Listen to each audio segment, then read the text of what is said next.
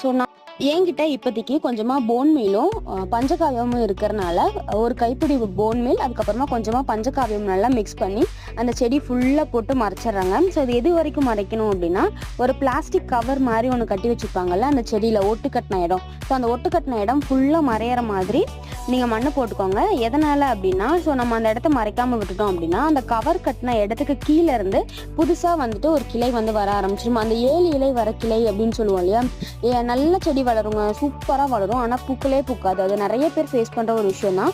So ஏன் அப்படின்னா, அந்த மண்ணை வந்து அந்த கவருக்கு மேலே நம்ம போட்டு வைக்கும்போது தான் அந்த அந்த இடத்துல இருந்து செடி வளர்றதை வந்து நம்ம அவாய்ட் பண்ண முடியும். ஸோ ரோஜா செடிக்கு ரொம்ப பெருசாக இல்லை, சிரமப்பட்டு நீங்கள் வந்துட்டு பெர்லைட் கொடுக்கணும், போன் மீல் கொடுக்கணும், ரோஸ் மிக்ஸ் கொடுக்கணும், அது கொடுக்கணும், இது கொடுக்கணும்லாம் மண்கலவை ரெடி பண்ண வேண்டாம். நம்மக்கிட்ட என்ன இருக்கோ, ஸோ மேண்டட்டரியாக பார்த்துட்டிங்கன்னா செம்மண் வந்து யூஸ் பண்ணிக்கோங்க. செம்மண் இருகாமல் இருக்கிறதுக்காக நம்ம வந்துட்டு